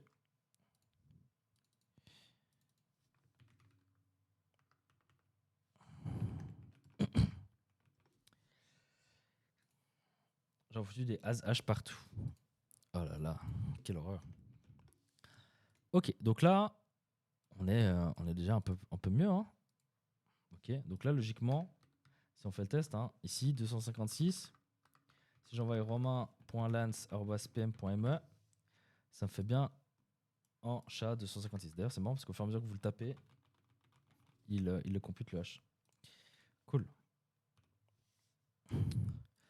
Ok, ok. Bah écoutez, je pense qu'on va s'arrêter là pour ce soir parce que ma gorge commence à souffrir. H, c'est un RC? C'est-à-dire? Ça, là? Ça c'est dispo. C'est dispo sur les tests. C'est dispo sur les tests. Moi, j'arrive à la fin. Ouais, je suis désolé, j'ai mal à la gorge. En fait, j'aurais bien streamé encore pendant 1 heure, mais j'ai vraiment mal à la gorge de ouf. Aujourd'hui, c'est mon premier jour de traitement pour ma gorge. Du coup, c'est pas une expérimentale, non? Je crois pas. Je sais pas. Sinon, ça se fait en 2 temps. Hein. Sinon, si jamais, si vous savez pas, vous avez créé H. Et en fait, là, on va créer en hasher. Donc là, par exemple, j'aurai un const H, genre chat 256 hasher égale create hasher. Voilà.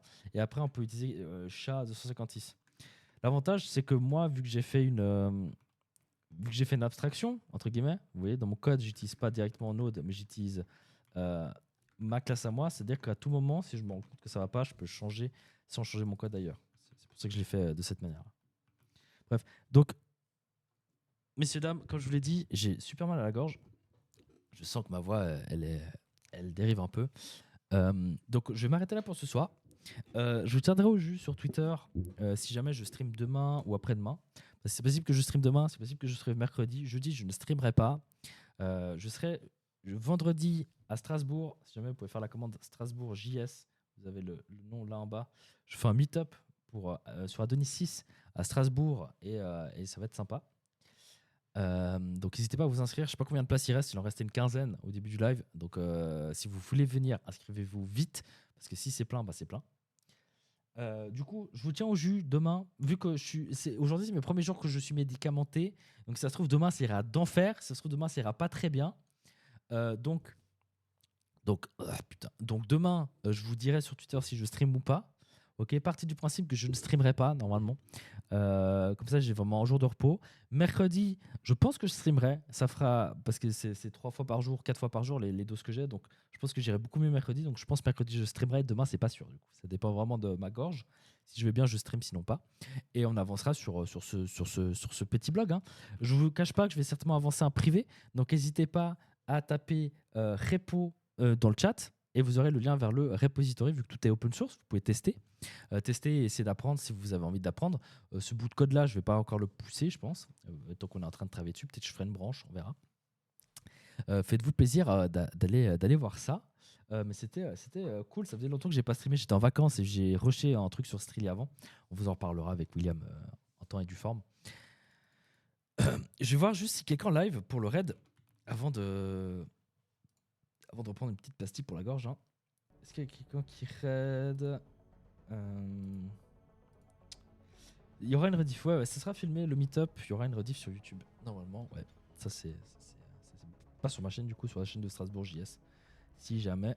C'est un expérimental. Ok, c'est un expérimental, mais tout est en expérimental. Donc je me fais pas trop de soucis dans l'autre. Il y a S17N. Il y a S17N, effectivement. Est-ce qu'on le raid ou est-ce que vous avez quelqu'un d'autre? Parce que j'ai déjà raid plusieurs fois. Est-ce qu'il y a quelqu'un qu'on pourrait découvrir, genre Arcure Dev, je sais pas. Est-ce que vous avez quelqu'un à recommander? Sinon je raid S17. Hein.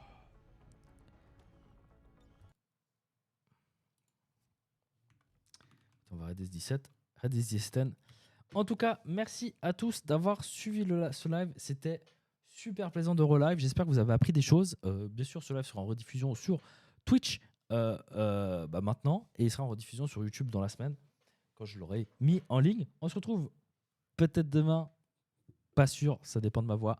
Sinon, on se retrouve mercredi suivant ma voix, mais ce sera plus sûr. Et sinon, à vendredi, à ceux qui seront là vendredi en live. Hein. Messieurs, dames, je vous souhaite une très belle soirée. Merci à tous d'avoir suivi ce live et bisous.